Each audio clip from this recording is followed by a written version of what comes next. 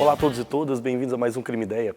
Bom, pessoal, o tema que nós vamos discutir na aula de hoje é sobre Sócrates, simplesmente um dos maiores filósofos da história da humanidade que mais influenciaram no pensamento ocidental. Uma primeira questão a falar sobre Sócrates é que Sócrates não deixa nada escrito. Ele desprezava a cultura escrita, inclusive há um tempo atrás na filosofia existia um debate muito intenso, inclusive, que pensava se Sócrates realmente existiu. E aí, Sócrates existiu ou não? Independentemente disso, a filosofia não está preocupada com a existência do Sócrates, mas sim das influências do que o seu pensamento gerou para a posteridade. Então, como que nós falamos de Sócrates? Geralmente o que nós temos contato com a obra de Sócrates é aquilo que está em Platão, e principalmente Xenofonte.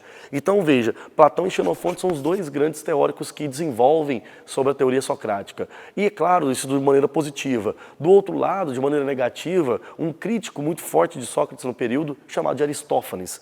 Então nós temos diante aqui, já para debater, uma seguinte questão. Sócrates, então, foram personagem das obras de Platão, você vê presente vários dos seus diálogos, inclusive hoje no Brasil, você quiser encontrar todos os diálogos de Platão reunidos, estão pela editora Edipro, chamado de Platão Diálogos, são 7 volumes que tem todos os 35 diálogos de Platão. Primeiro, para falar, nós vamos analisar hoje a obra Apologia de Sócrates. Você que é aluno, principalmente de ensino médio, quer, porventura, fazer o vestibular aí, prova especificamente do PAS, né, da UNB, não é um processo seriado do PAS, nós temos especificamente a obra Apologia de Sócrates como uma das mais fundamentais da história da filosofia. Então, para iniciar sobre a obra Apologia de Sócrates, é necessário a gente remontar o que ela faz parte. Na verdade, a Apologia de Sócrates é o segundo livro, na verdade, segundo diálogo de todo um conjunto de histórias que conta sobre a vida até a morte de Sócrates. Então, para iniciar, é interessante, antes de você ler a Apologia de Sócrates, ter contato com o primeiro livro chamado de Eutífron. Eutífron que conta a vida de Sócrates e os processos de acusação que ele irá receber.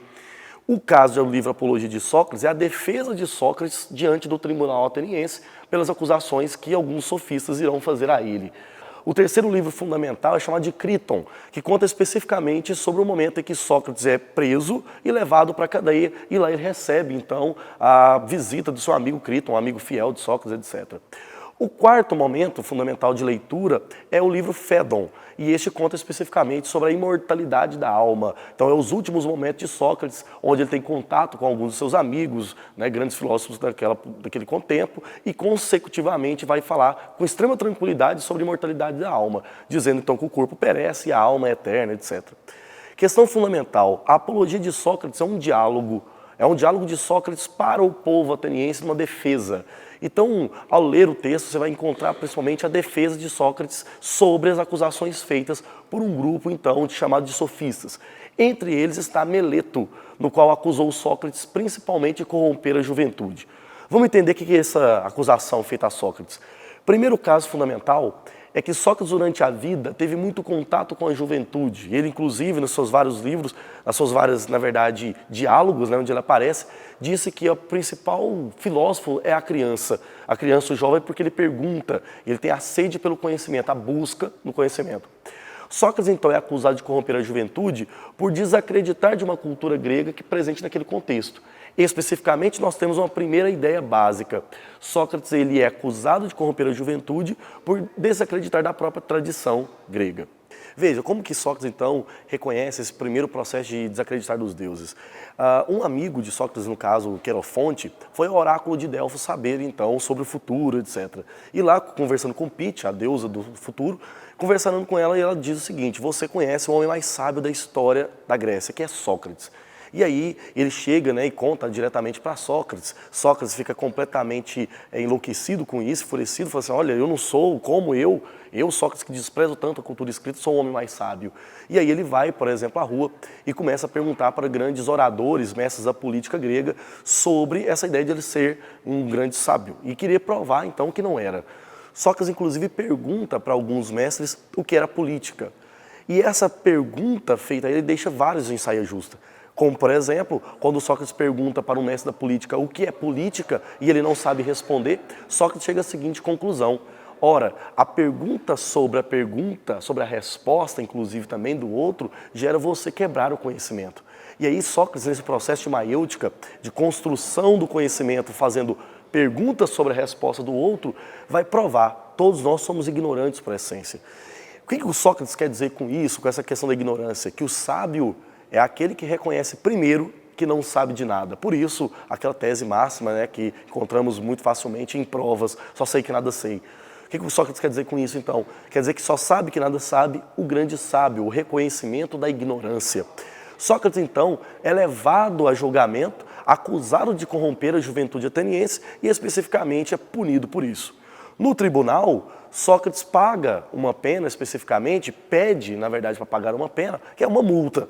Só que, veja, se Sócrates pede uma pena e cumprisse ela, consecutivamente ele estaria, então, propriamente se auto-acusando e se considerando criminoso. Sócrates defende ao livro todo a ideia da verdade. A verdade, ela está acima de qualquer retórica, diria Sócrates. E aí, outras duas penas são computadas para ele escolher.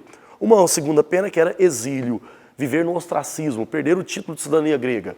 Sócrates jamais faria isso. Lembramos que Sócrates tem 70 anos no ato do julgamento.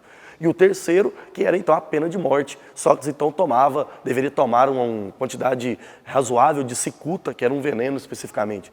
Conclusão da obra, o que é importante para você que é estudante saber dessa obra? Sócrates não escolhe nenhuma pena, porque ao escolher uma pena ele estaria necessariamente se auto-acusando e deixando claro que ele tinha feito algo de errado. E ele diz sempre que não, tudo que foi feito é com extrema tranquilidade. Segunda coisa, Sócrates então foi decretada a pena de morte. É levado então ao cárcere, no cárcere onde passa o livro Criton, que é a terceira obra que você vai ter contato, e especificamente ele vai falar sobre a imortalidade da alma nos momentos finais da morte dele, da vida dele, desculpa. Especificamente, o que nós teremos?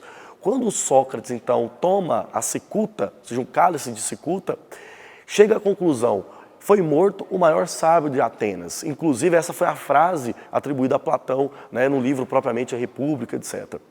Questão básica para você que é estudante.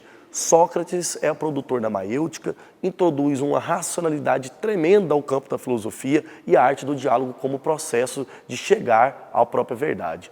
Então, deixarei como dicas, além da leitura do livro Apologia de Sócrates, que é bastante pequeno, a leitura então de Eutífron, primeira parte, Criton e Fédon, como a leitura mais geral da obra de Sócrates, ok?